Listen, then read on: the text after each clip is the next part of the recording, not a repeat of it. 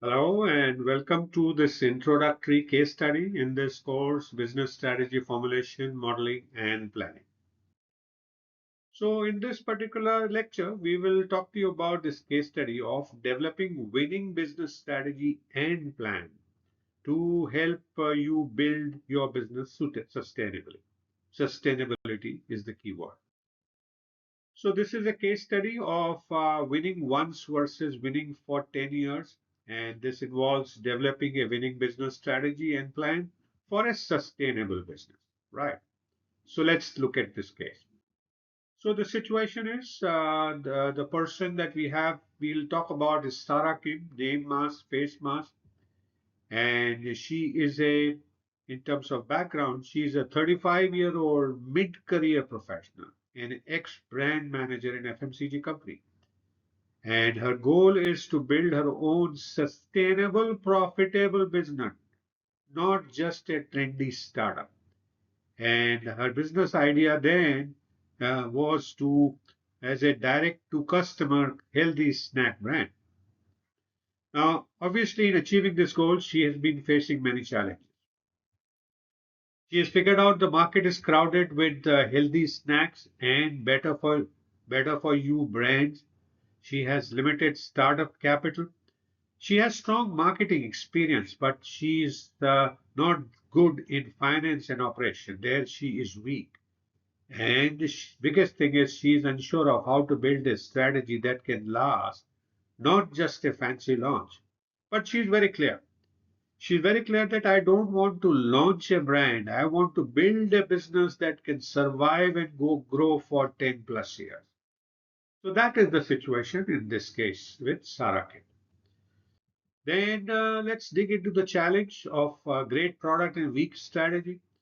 So Sarah started with many initiatives, attractive packaging, a good tasting granola bar with clean ingredients, a nice logo and Instagram page, and she ran local small promotions, fairs and online ads. And initial results were not bad, right? Good sales, initial sales, positive feedback on taste, but customers did not remember her brand. Even retailers asked, how are you different from others? And her advisor asked that, what is your strategy? And that's the time she realized that she had the marketing tactics, but a coherent business strategy plan wasn't there. And if she did not fix it, she would be just another snack around that fades away. So that's the challenge she realized, right? So what did she do to, as a turning point? So she, studied the basic strategy concept and saw one key idea, right? She that strategy is the clear choices about where to play and how to win, right? And planning is then turning these choices into action numbers and milestones. And she decided to pause the expansion at that time and rebuild from these fundamentals. And that's the turning point of building strategy as a deliberate choice, just not doing any activities. So, what was the first step? She decided to clarify where to play in terms of market segments and problems. So, instead of, you know, uh, everyone who wants healthy stock, she focused on who feels the strongest pain. Right? She interviewed busy working professionals, college students, parents, gym goers, and she found that the intense pain point was with working professionals 25 to 40 with long work hours who skip meals and then binge on snacks. Now, what was she also figured out what the situation's really in, and she interviewed them, often in back-to-back calls. They were in back-to-back calls. They craved something tasty around 4 to 5 p.m., felt guilty about chips and candy, and wanted something healthy but not boring. So, what is the problem do they wanted to solve? They wanted not just healthy snack, but something that can help them survive long work days with snacks that is healthy, filling, and office friendly without feeling sleepy or guilty. So she defined her way to play.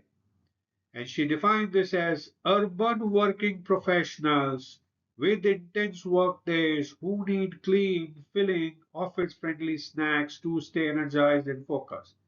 And this clarity changed everything, right? The second step was to define how to win then, right?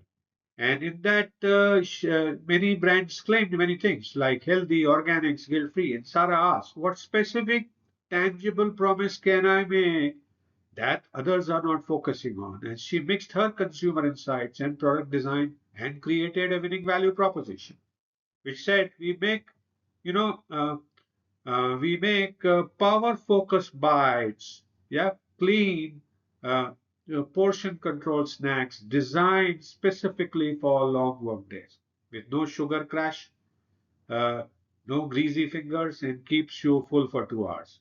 So instead of a generic healthy snack, she positioned for sustainable energy and focus as a function in the context of office and workday and in a clean, non-messy bites format. And her product branding and message aligned around workday fuel for your brain, not just your stomach. Now, she wasn't just another granola bar, she was a workday focused snack, right? So that's she decided to win. This is how she would win. So third step was to build a coherent strategy now. She had some discussion, some understanding, some direction, and she built four cornerstones of her strategy. She used a simple strategic model. First element of strategy was a customer strategy. Who exactly and what deep need did she want to serve? The second was product strategy. What did she offer that truly meets that need? And the channel strategy, where will they find and buy us? And finally, the economic strategy, how will we make money sustainably? So that's the four corners of her strategy. Let's take a look at each of these. So far as the customer strategy was concerned, she focused on target knowledge workers, IT professionals, consultants, startup employees, and remote workers. That's how she defined to target. Then, in terms of geographically, they could be in any one city or a tech hub to start with, and later on roll out to most of the cities where she would find these target audiences, customers. And the moment to use was 11 a.m. to 4 to 5 p.m. snack time, right? And she planned, as a result, activities now, the tactics. The tactics were planned based on this strategy of these target geography and usage moment. And she said, I'm going to do corporate trials in offices, partnership with co-working spaces, and LinkedIn a small email focus rather than in addition to the Instagram. So that was her customer strategy.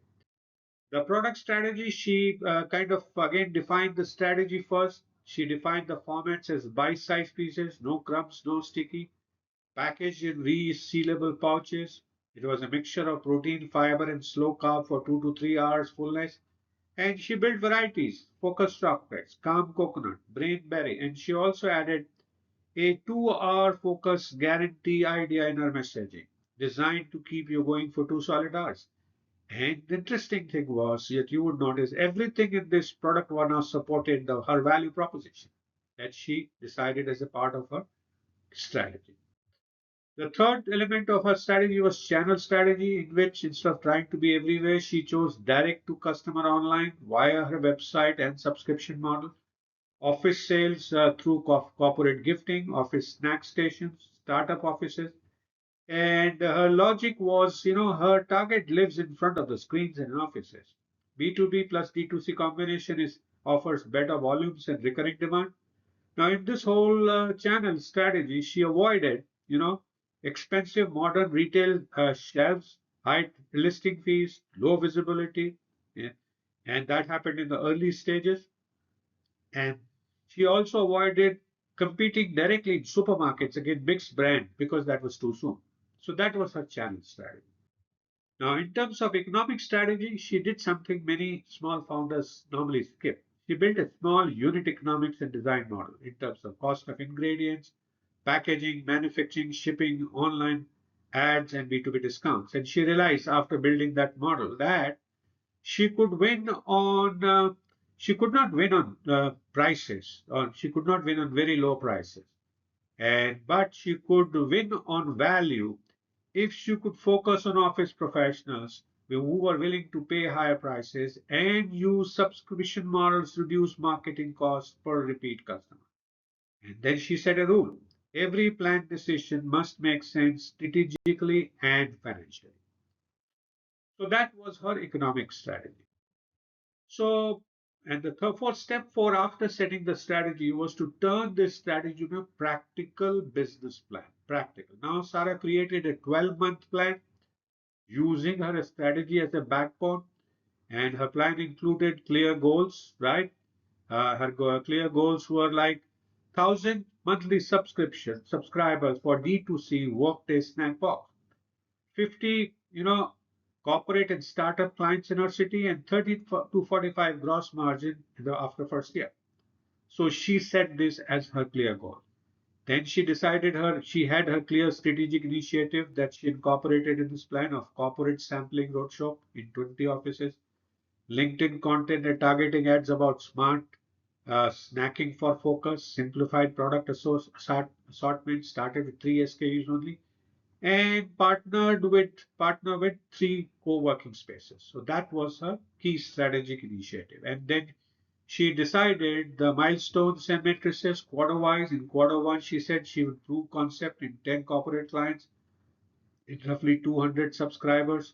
In Q2, she would refine pricing and packaging and hit 400 to 500 subscribers. Q3, she would expand to second city or online marketplace. And Q4, she would introduce one new variant based on customer feedback. And the fourth element of her plan was on risk and sustainability thinking.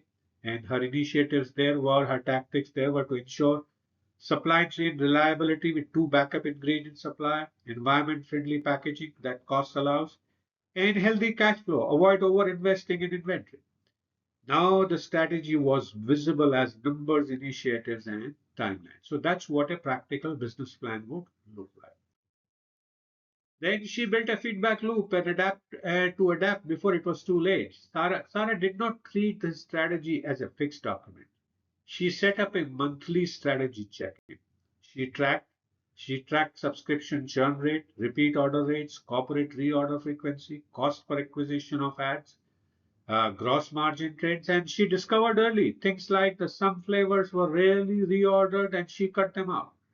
Corporate clients loved employee wellness seminars, so she added a short online session as a part of a B2B package. Many customers wanted combo packs, not single flavors, so she refined her plan.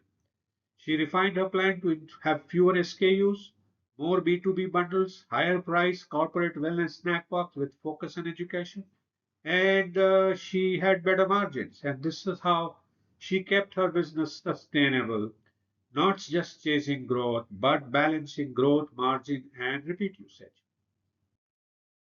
So the last element Sarah made was of sustainability. She wanted it to be sustainable, just not financially, but operationally and personally. So she made 3 sustainable choices. On operational sustainability, she partnered with reliable co-manufacturer instead of building her own factory too early. So that was her operation strategy. She set reorder triggers so that she never overloaded or understaffed her inventory. That was a supply chain strategy.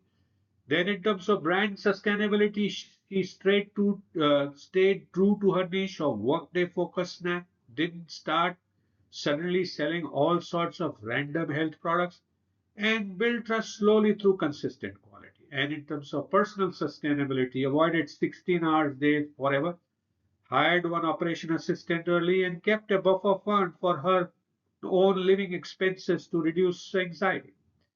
And she always she was trying not to burn fast and exit, but she wanted a business that pays well, helps people, and can last 10 plus years.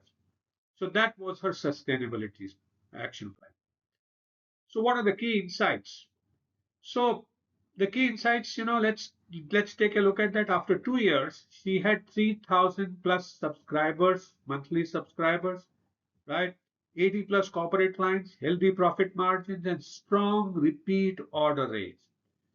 When asked what made that difference, she said in the first 6 months I changed activity like packaging, post, fairs, And in the next 6 months, I chase clarity. Who exactly do I serve? What problems exactly do I solve? How exactly do I win and make money sustainability? And that is when I stopped being just another snack brand and became a real business. So the key insight is strategy first and then speed, right? So let's take a look at this framework, strategy framework for sustainable business, which Sarah used and you can also use. So you can turn Sarah's journey into this model, uh, where the S stands for segmenting clearly, and the key thing is to answer who exactly are you serving in what context. Then to target a real pain, what urgent, meaningful problem are you trying to solve? Then give real differentiation. How are you different and better in way customers care about? Then align your product and positioning by asking whether your product, messaging, product, or packaging all tell the same story. Then think of channels and economics together. Where they buy? How will you actually make money? Then execute with a plan. What are your 12-month goals, initiatives, and matrices? Then look at feedback and adapt continuously. What will you measure regularly and adjust in terms of customers, cost, and margin? And then you look at year to year sustainability. Are you building something that can last operationally, financially, and personally? So that's the model to be used. So, what's the final takeaway? A winning business strategy is a system of deliberate choices of where to play, how to win, and how to stay alive and profitable over a period of time.